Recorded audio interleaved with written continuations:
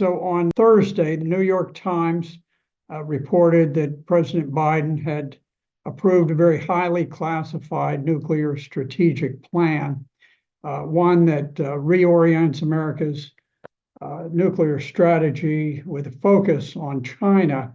It's interesting that the document is called Nuclear Employment Guidance.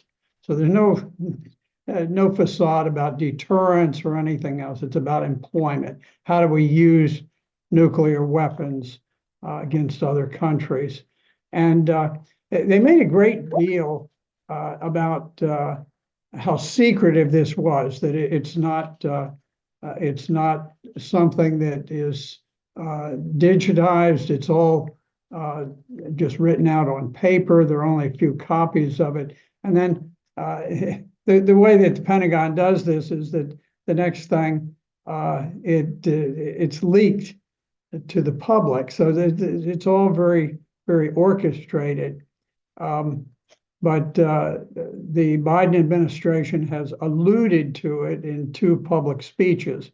So the first one was by Vipin Narang, who's an MIT nuclear strategist who served in the Pentagon, and he talked about the fact that this new employment guidance talks about the focus on the increase in China's nuclear arsenal.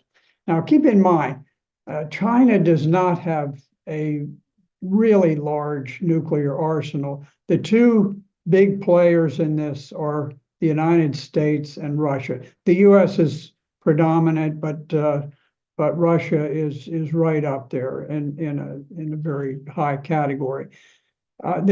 We have somewhere around 5,000 warheads, and so does Russia. Ours probably are more modern, but big capability on either side. China, on the other hand, estimates are somewhere around 600 versus 5,000.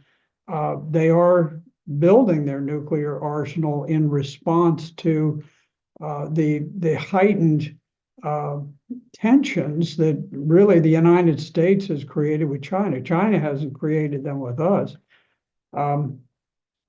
So in any event, we have one of the other folks. I'm sorry, Mr. Narang. I'm still on him. He made the comment. He said it is possible that we will one day look back and see the quarter century after the Cold War as a nuclear intermission. A very odd comment, because it sounds to me as though he's suggesting that we are likely headed back to a nuclear Cold War where we and Russia are in much the posture that we in the Soviet Union were years ago.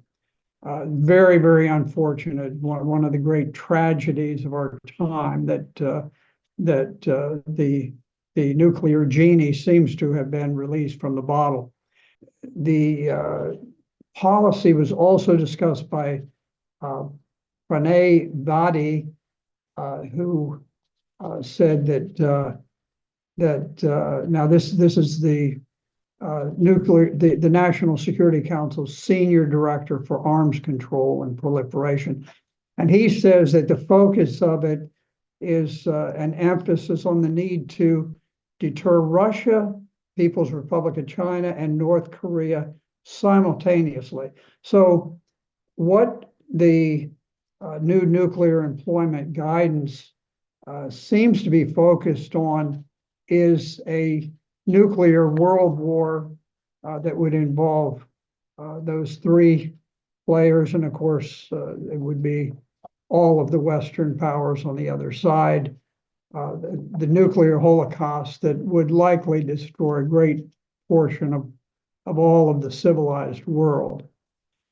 China, in response to the leaks, said that they're very gravely concerned about the New York Times report, and And they're concerned because the U.S. has referred to China as a nuclear threat, and that according to the Chinese, they say that the U.S. is using that claim as a pretext for shirking its obligation for nuclear disarmament, and it's taking the opportunity to expand our own nuclear arsenal and to ensure strategic nuclear dominance. They pointed out, the Chinese, that their nuclear arsenal is just not at all in the same category as ours. And they really have no intention of engaging in a nuclear arms race, which really is solely the purview of the United States today. There is no other country that really is seriously engaged in a nuclear arms race.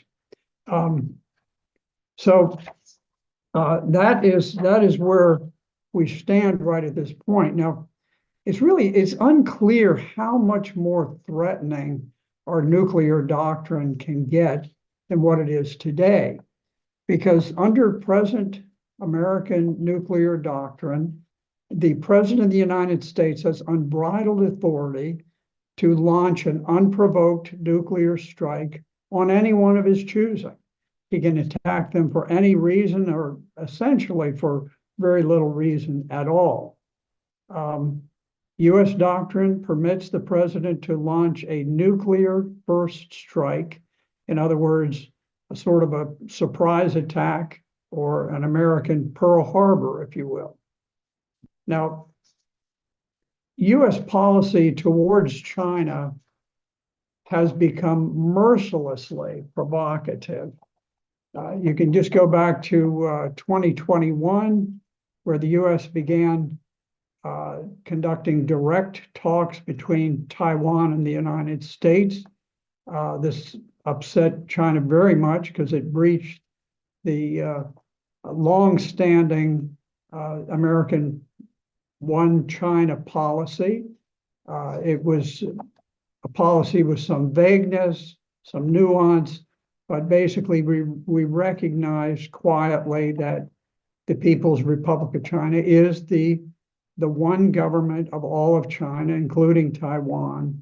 And in exchange, the Chinese, they understood they were sort of to keep hands off of Taiwan. But for political purposes, it became beneficial to start to posture China as though it were some sort of an emerging threat to us. So in 2021, Joint Chiefs of Staff Chairman Mark Milley said that China was developing the capability to invade Taiwan by 2027, although he said there's no near-term intent to invade. And frankly, I think there's absolutely no evidence of a Chinese intention to invade Taiwan. Now, in 2022, in a determination to increase the temperature, Speaker Nancy Pelosi took a bunch of U.S. officials, other congressional officials, and visited Taiwan directly in an attempt, I think, to provoke some sort of a reaction by China. Meanwhile, the U.S. has begun just pouring weapons into China. Now, here's something that I think is very, very important and very little reported on. In March of this year, Taiwan announced that the United States has now stationed Special Forces trainers just 3 miles off the Chinese coast. And this is, I think, apparently an attempt by the United States to goad the Chinese into taking offensive action. If you think of it, back in 1962, when President Kennedy was in office, we discovered that the Soviet Union had missiles nuclear missiles in Cuba, which is 90 miles from the coast of Florida. And I recall very vividly as a boy who was out hunting in the Everglades, suddenly seeing this enormous convoy. I've never seen that size convoy in all of my years. I had a 32-year career in the military, and this was a huge convoy that was headed to South Florida to prepare to invade Cuba. And in the end, it was called off. There was an arrangement between the US and the Soviet Union. But you could see the reaction that we had when there was a threat that was 90 miles off the coast. And here we have now placed American fighters. Well, they're as trainers, but they're special forces people, and they're just 3 miles off the Chinese coast. Clearly a very deliberate provocation. There's no reason that if we wanted to send trainers, they couldn't be on the mainland or the main island of Taiwan. We put them 3 miles off the coast just to, put a sharp stick in the eye of the Chinese. An absolutely outrageous decision. Now, just to go on in terms of some of the provocations, we in January 2024, Pentagon spokesman, Brigadier General Pat Ryder, made the announcement. He said that China is the pacing challenge of the Department of Defense. I love all of these goofy terms that the bureaucrats are always developing. A pacing challenge suggests that it is the dominant, the primary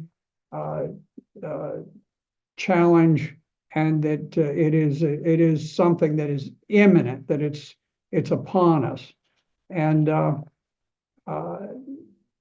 I think, honestly, I think there's no basis for that, but that is the consensus within the bureaucracy at this point. Now, in response to that, General Michael Minahan, who is the head of the Air Mobility Command, ordered his people to begin preparing for combat. He said, "My gut tells me we'll fight in 2025. Well, 2025 is almost here. And he says, lethality matters most. When you can kill your enemy, every part of your life is better. Your food tastes better. Your marriage is stronger." Now, Minahan has never known a day of combat in his life. I personally have probably got more experience in fierce, direct combat than any general officer or flag officer of the Navy on active duty today. And I will tell you, I think the comment by General Minahan about, when you kill your enemy, every part of your life is better, your food is better, your marriage is strong. It's just outrageous that we have people who have that sort of attitude. Now, this is a 4-star general in charge of a major American command. He delivered a keynote address to the Air, Space, and Cyber Conference in September of 2022. And he said, among other things, this is a quote, "I'm going to speak, not speech." Means it's going to come out a little wobbly at times, maybe stutter. I might get some spittle going. Now, I think it's a sign of the times that the Foreign Relations Committee is relying on the opinion of men like this, who warn of spittle flying out of their mouth. And those are the people who are setting the pace for American policy on war and peace. We are in a time of enormous irresponsibility and recklessness within DOD and within the entire foreign policy establishment of the United States. And the fact that we are now ratcheting up once again the nuclear policy of the United States of America is a terrible tragedy for all of mankind.